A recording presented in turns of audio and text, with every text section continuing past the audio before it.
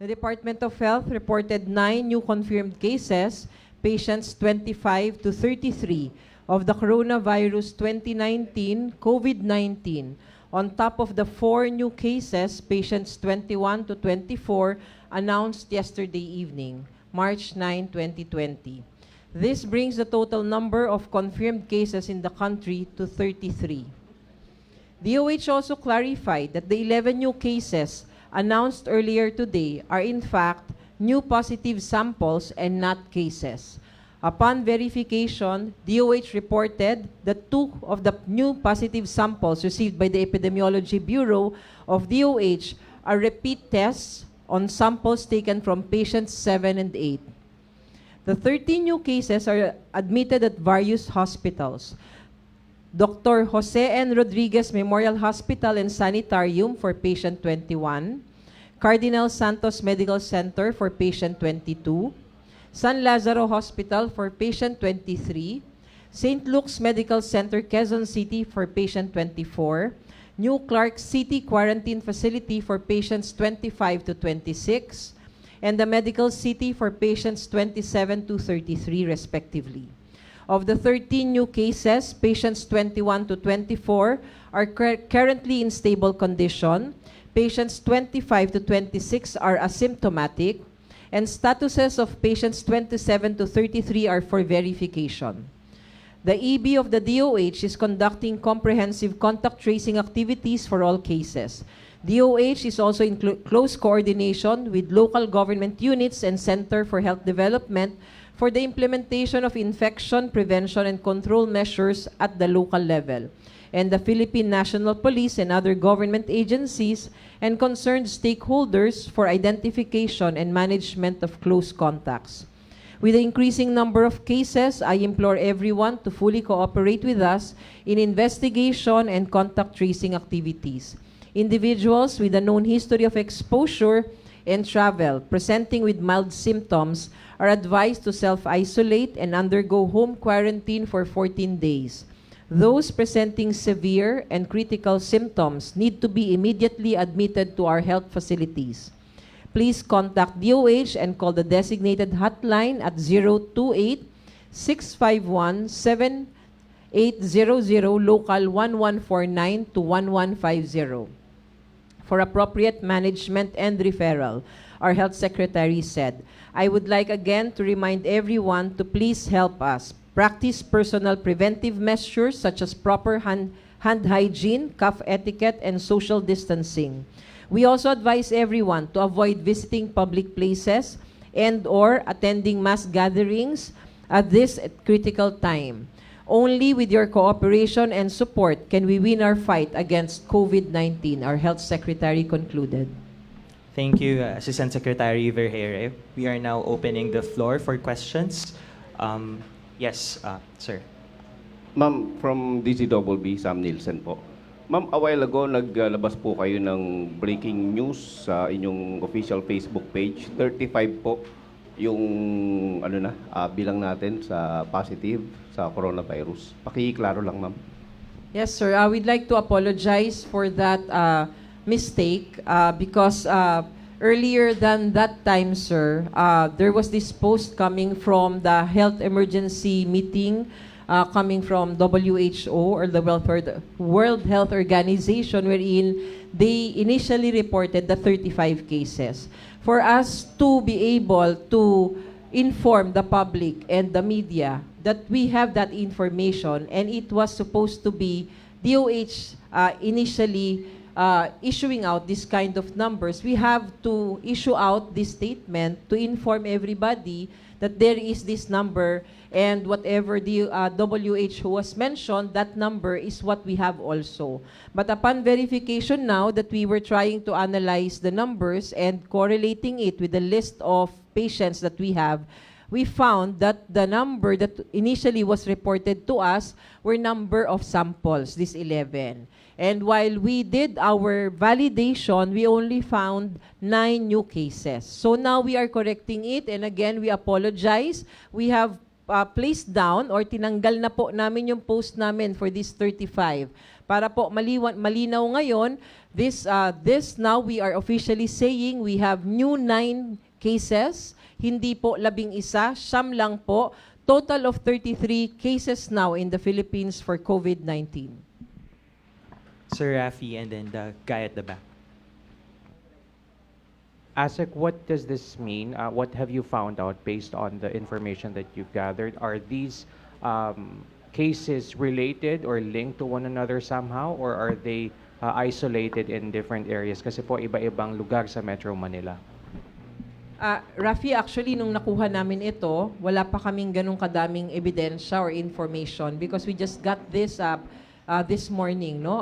Mga alas 9 or alas 10. So ngayon po, pinapunta na namin lahat ng teams namin.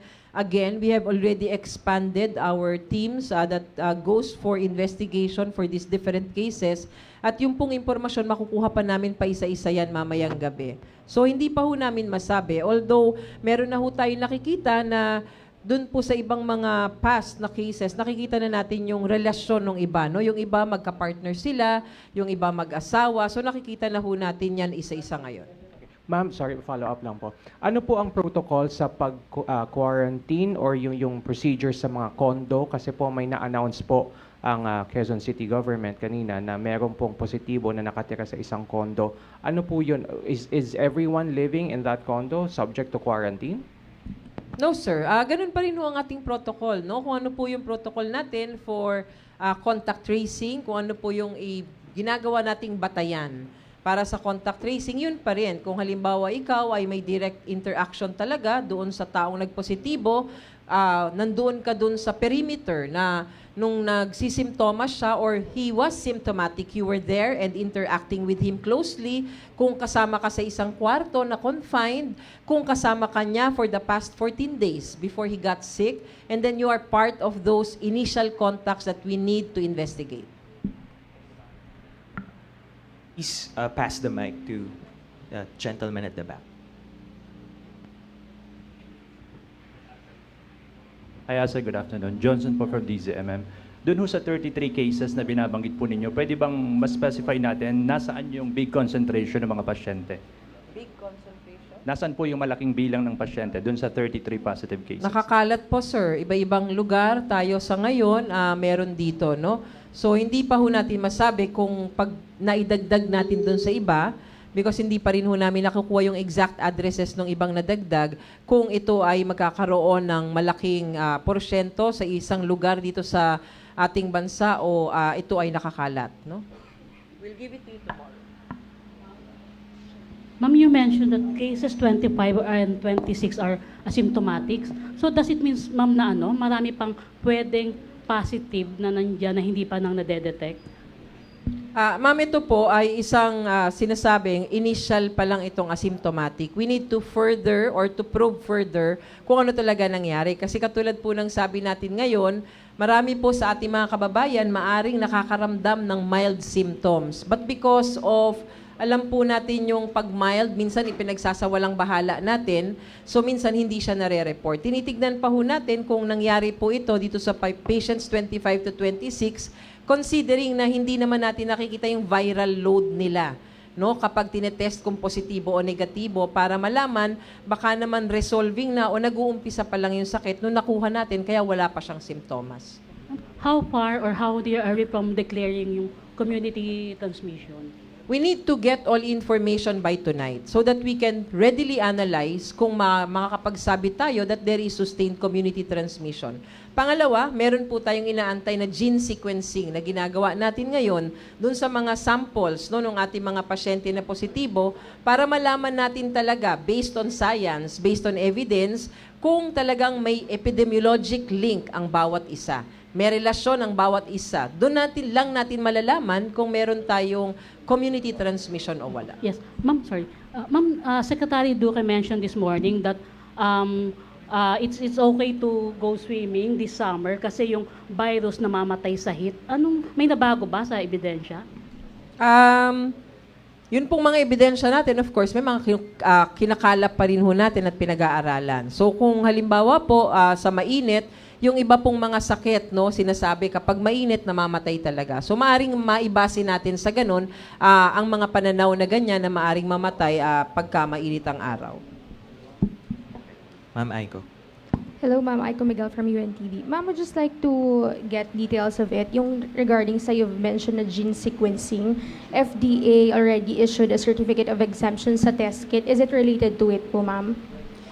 The rapid test kits that FDA was pertaining to was the rapid test kits which was produced locally. Okay, ito po ay binigyan na ng certificate of exemption ng ating Food and Drug Administration. So ito pong rapid test kits, ginagamit po ito, it has a shorter turnaround time. It would give you around 45 minutes to 2 hours processing lang, no? Kaya gusto natin magkaroon ng ganito sa ating bansa para mapabilis at ma-extend din ang capacity ng laboratorio. Compared to gene sequencing, which is really studying the sequence of the genetic makeup nung sa isang tao para malaman mo, no? Halimbawa, ikaw ay galing kang Taiwan, doon ka nagkaroon ng kaso, kapag tinest ko yung katabi ko, makikita natin, galing din bang Taiwan yung COVID na nakuha mo o galing dito sa isang pwesto. That's why we're doing gene sequencing because with this, we're now using science para malaman natin kung talagang may mga relasyon and we have evidence to back us up if ever we will declare sustained community transmission. Ma'am, dun sa mga nadagdag po na PUIs, most likely because of gene sequencing, nakikita niyo po na related po sila dun sa mga unang confirmed cases po natin. Yes, ma'am. Kung sakasakaling lumabas ng gene sequencing, hindi po siya patient under investigation, ha? Linawin natin. Ang gene sequencing natin, yung mga positibong kaso. So ngayon, if we say we have 33 cases na total, itong 33 na mga kasong to, ang lalagyan, gagawa natin ng gene sequencing, at ito ang pag-aaralan kung may mga relasyon sa isa't isa. So kahit na yung kaso natin na dati pa, no? Maari nating isama para malaman natin kung may relasyon siya dito sa mga bago nating kaso. Sir Jove. Ma'am, may initial information na tayo kung ilan yung mga cases na pwede natin malink doon kay case number 5 kasi siya yung pinakauna natin for local transmission. And ilan doon sa new cases yung kumbaga parang sort of imported dahil galing sila sa ibang bansa?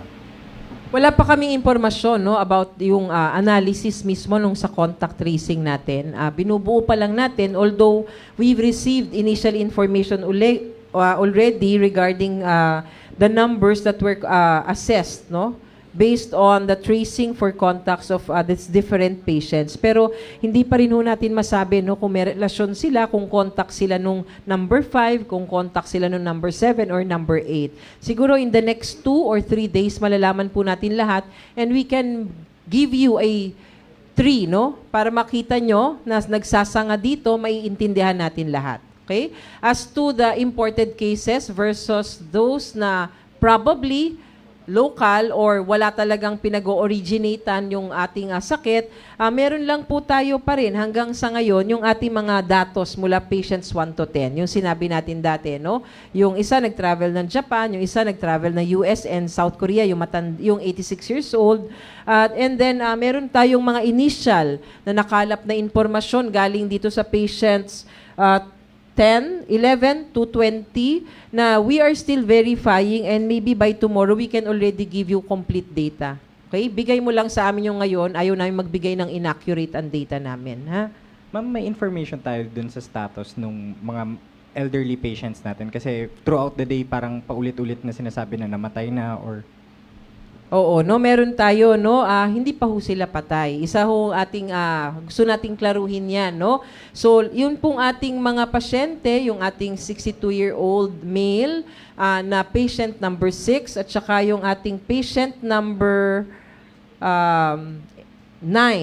86 years old male, pareho silang buhay pa ho sila, yung 62-year-old male at saka yung 86-year-old male, sila po pareho ay guarded ang condition. Ibig sabihin, because of comorbidities o ibang karamdaman, no, na nakasama dun sa kanyang pagkakaroon ng COVID-19, ay mas medyo critical ang kanyang lagay nila sa ngayon at binabantayang maigi sa ating referral hospitals. Ma'am, last na lang on my end. Ano yung initial explanation natin ngayon kung bakit karamihan ng cases nasa NCR.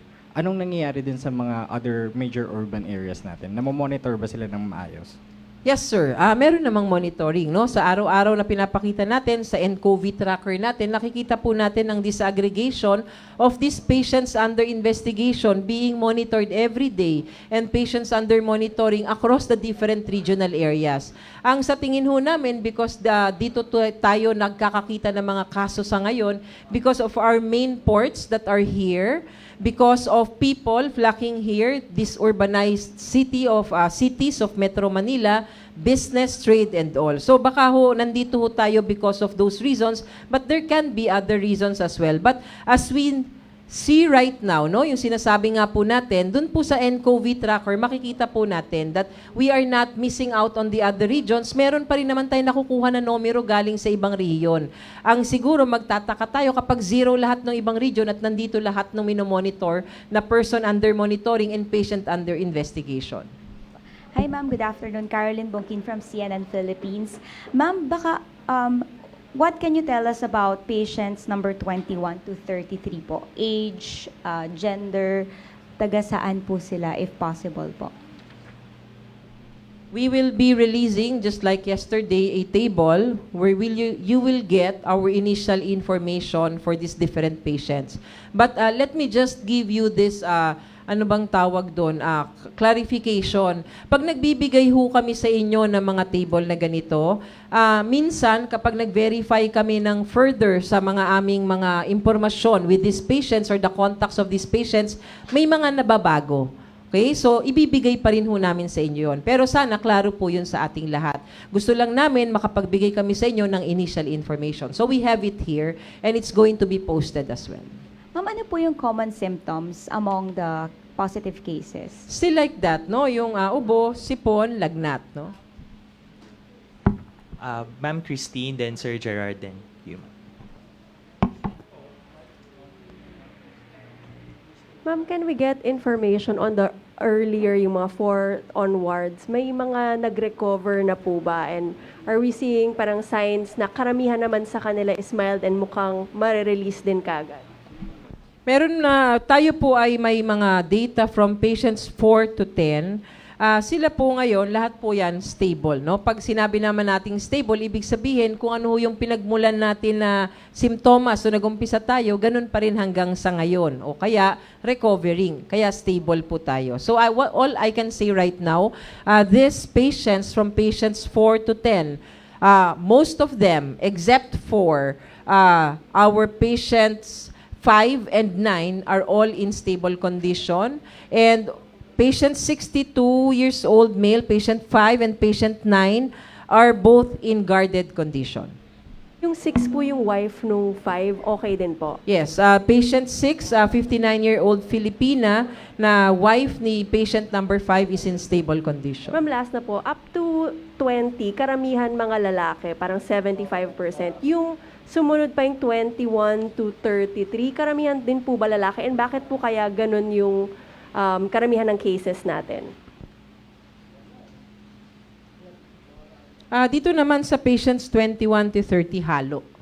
33, I'm sorry. Halo siya ng lalaki at babae. So minsan, pag tumitingin po tayo sa epidemiology ng sakit o yung pattern at distribution ng isang sakit, at gusto po nating pag-aralan kung ito ay mas madalas sa lalaki o sa babae, depende po sa sakit. No? Usually, sa isang bansa, ang lalaki ang mas nagtatrabaho, mas lumalabas, mas exposed. Minsan naman, sa ibang bansa, ang babae may mga ginagawang ganito, kaya mas exposed sila. So, maaari po natin pag-aralan ng ganon, pero sa ngayon, hindi pa naman ho kumpleto datos natin, so wala pa ho tayong ganong pag-aaral. Hi ma'am, good afternoon. Gerard po from Malaya. Ma'am, can you just enlighten us dun sa sinabi po ni Secretary kanina regarding localized lockdown? And how far off are we from being put into that situation? Yes, localized lockdown, sir, means that you are going to lock down an area which is localized. Like, it's one part of a big area. Okay, so pag halimbawa, pwede mong sabihin, this is City A, this is City B, this is City C. And the whole area is one whole, maybe region, Roman numeral number 1. if I say localized lockdown, I localize and I shut down only or lock down only city A, but not B and C. So that's what you mean by localized lockdown. Ngayon, dumadating po tayo sa punto ng lockdown when you are already in Code Red Alert Sub-Level 2. Kapag meron na ho tayong sustained community transmission, dyan na po papasok itong strategiya na ito na pwede nating i-employ. Paano po yung operation po nun? So people won't be allowed to go in and out Yes, of sir. those That's what areas? happens when you lock down an area. Bawal pumasok at bawal lumabas ang mga tao. Thank you. Ma'am, good afternoon. MJ po from GMA. Ma'am, tatanong ko lang po, ano yung protocol natin ngayon sa pag-test considering that we have limited number of test kits as of now po? It's still the same, ma'am. Yung testing kits na yan, sinasabi limited, it's adequate as of now based on the current number of cases and number of requests for testing, no? Meron ho din tayong forthcoming deliveries na magkakaroon tayo. Meron ho tayong in-process na procurement. And of course, we are trying to coordinate and partner with agencies and abroad. So, mabigyan pa tayo ng iba pa. So, for now, it's adequate. Opo. Ma'am, if possible po, how much po yung cost sa ating diagnostic procedure po and do we need additional budget po for testing? Ang isang test ay hindi naman ganun ka-accurate ang estimation kasi ginagawa sa isang gobyernong pasilidad katulad ng RITM. So yung cost namin might be so different when you go out and have it in the private. Pero sa ngayon, kami po ay nakaupo na at nakapag-request na ng mga budget na extra para makabili tayo ng mga kailangan, para ma-expand ang capacity ng ospital, ng laboratorio, para makapag-strengthen tayo lalo ng ating surveillance. So ito naman ay ginawa kanina pong umaga sa House of Representatives, nakapag-approve po tayo ng amount of money na pwede na nating magamit, no? And also, meron na hong pledges.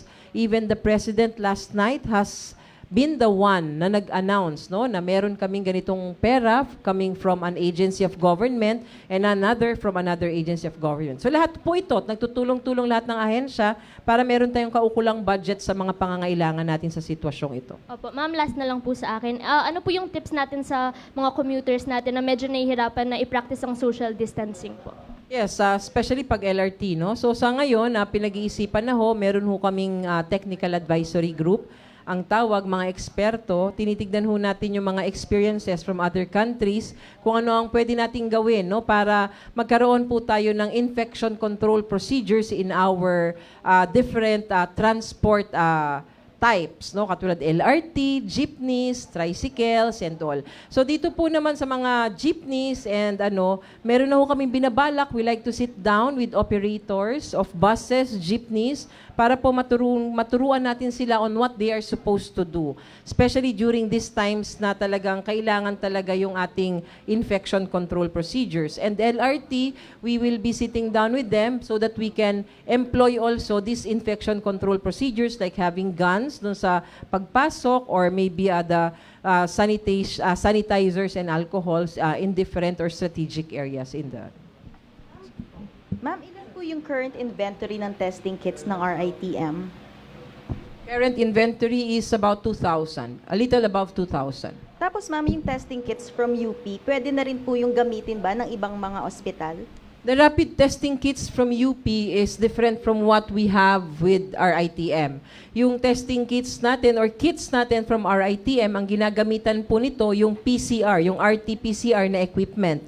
Itong rapid testing kit is just a kit na gagamitin at gustong ipatupad, no? Gusto nating ipatupad sana kung maaprubahan na galing po sa UP&IH. So dito po sa atin sa UP, dito po sa rapid testing kits, hindi pa po natin pwede gamitin. Pinag-uusapan pa po natin yan kung ano po ang gagawin natin. Although FDA already gave their certificate of eligibility and exemption, may isang step na lang po tayong inaantay and magdidesisyon na po ang Secretary of Health natin. Ma'am, kailangan i-approve ng WHO yung rapid testing kit? Hindi naman sa hindi ina-approve, pero kailangan kasi mailista siya dun sa emergency use listing ng WHO.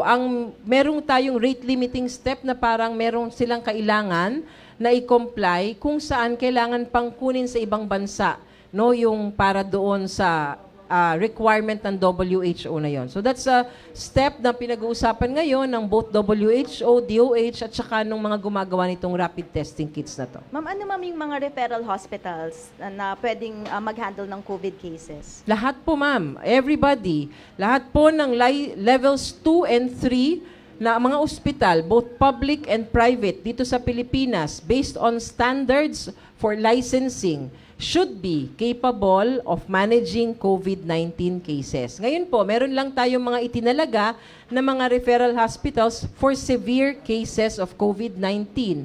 You can bring patients, ang usapan, para hindi tayo nagkakaroon ng overloading para sa severe cases sa RITM, sa San Lazaro Hospital, and sa Lung Center of the Philippines. Yan po ay may polisiya tayo doon. For the rest, mild cases can go to them. Ma'am, sorry, guidelines po for home quarantine. How do people do it? Meron ho tayong guidelines na pinalabas for home quarantine at i-share natin sa lahat, no? But for home quarantine, of course, yun ang pinaka-importante pa rin. Kapag ikaw ay umuwi, may simptomas ka, at sa tingin natin ay related sa COVID-19, kailangan po mag-isolate kayo, ihiwalay ang mga kutsara, ang mga plato, ang mga baso, and most parang at the very kailangan hindi ka nakikipag-interact sa pamilya mo. Kung hindi maiiwasan, may simptomas ka, mag-mask ka sa loob ng bahay nyo. But still, minimal pa rin dapat ang pakikipag-interact. Kung wala po kayong sariling kwarto, use a mask if you're symptomatic. Ma'am, last na po. Ma'am, are we concerned about the possible spread of COVID-19 in depressed areas na limited po ang resources for sanitizers, alcohol, etc.? Nandun lagi yung threat na yon, ma'am, kahit hindi sa COVID-19. No? Lagi naman natin gustong alagaan at gustong tutukan ng mga ganitong lugar sa ating bansa. So sa ngayon po, kapag kaganyan, lalo na ngayon naghahanda tayo, isa po sila sa binibigyan nating focus ngayon kung paano natin gagawin yan if and when dumating tayo sa punto ng sitwasyon. Thank you. Ma'am, from case 1. Last 3 questions, please make it quick. From case number 1 Sir, po. then ma'am, then Sir JC. Hi, ma'am. Good afternoon po. John Eric Mendoza po from for Manila Times. Opo, galing lang po sa desk. Pinapatanong po if possible po na magkaroon ng reinfection among dun po sa 33 cases as observed in Japan. Opo. Dati pa ho sinasabi yan, no? Yung recurrence, reinfection, ibig sabihin umuulit yung infection, nagnegatibo ka na, pero hanggang sa ngayon po, wala pa ho tayong enough evidence, no? To say na meron talagang ganitong sitwasyon or ganitong nangyayari talaga na nagre-reinfect tayo, no? So hindi pa ho natin mabigyan ng kasagutan yan sa ngayon. Opo, so ma'am, nabanggit niyo po kanina na pinag-aaralan niyo po yung mga data na pumapasok as of the moment. In following days po ba, madedetermine na po natin kung makakapag-declare na po yung ahensya ng community transmission? Definitely, sir. Isa ho yan sa objective namin, no? Na kaya namin gustong mapag-aralan agad-agad lahat ng datos. Gusto natin hindi tayo mahuli na makapag-deklara ng ganito para yung response natin mas maitataas pa natin. Opo, last question na po, sorry. Meron po kasing mga napapabalita. Gusto lang po sana namin i-clarify kung yung sa Manila, sa condo, sa Pandakan po ba yun? Kasi kagabi po may nabalita po kami na parang nagpapanik po yung mga tao doon na parang nag-aal sa balutan na po yung iba. Tulad po ng sabi natin kahapon, no, kapag pwesto po ng mga ospital, ibibigay namin sa inyo. And then after we declare, we give the authority to our local government units for them to verify and give information for these specific addresses of their constituents who are COVID-19 positive. Good afternoon, ma'am. Gina Mapi po ng DWWW. Doon po ba sa tatlong bilang na yon ng bagong kaso, kasama na po ba yon doon yung isang pulis ng San Juan at saka dalawang na uniform personnel ng APD? Wala pa ho kami nakukuhang balita as to their occupation. No? Yun pong ating mga datos, katulad ng sinasabi natin, kinakalap pa lang namin sa ngayon. Maaring bukas po, meron na po tayong impormasyon na katulad niyang sinasabi niyo. Okay, thank you po. Ma'am, from case number 1 to 20, ang pinakabata po is 24 years old. Bakit po mga adults at hindi mga bata ang madalas na tinatamaan po ng COVID-19? And what time po yung possible na send-off ceremony po tomorrow noong NCC repatriates po natin? And open po ba siya for coverage? Meron pa? Yun na yun, ma'am. Okay. Bakit matanda? Alam naman po natin, kahit anong sakit, ang matatanda are the most vulnerable. Kasi po, usually, most often than not, ang matatanda may kaakibat na ibang sakit. So, mas vulnerable po sila sa sakit at pag tinignan po natin ngayon ang datos ng ating COVID-19, makikita natin na malaking porsyento po nung nagkakaroon ng COVID-19 or naapektuhan ay ang ating matatanda. What time po ang send-off natin bukas sa New Clark City? Hindi po namin pwedeng sabihin sa inyo. This is quite confidential. Meron lang tayong magaganap na maikling seremonyas. Pagkatapos po, they would be sent off already para makauwi sa kanilang bahay. Not for coverage. Not for coverage. Ha? Walang nag-positive? Tatlo? Meron, di ba? Patients 25 and 26. They are asymptomatic. Apparently, but we still need, as I've said, we are now validating the information, getting the complete history. Sorry, that's all the time we have for now. Last question lang po. So, ASEC for clarification, paano po yung scenario na pag iaakyat yung sub-level 2? We expand, no? Ano daw mangyayari dun sa ating mga ospital? We expand, no? And pag-uusapan na natin ngayon na yung paghahanda na mag-exceed ng ating mga ospital sa kanilang usual or regular na capacity. And we call it surge capacity. So itong mga ospital natin na ito, magtatalaga na tayo kung ano dapat ang magtatanggap ng ganitong klaseng pasyente, ano dapat ang ganitong pasyente.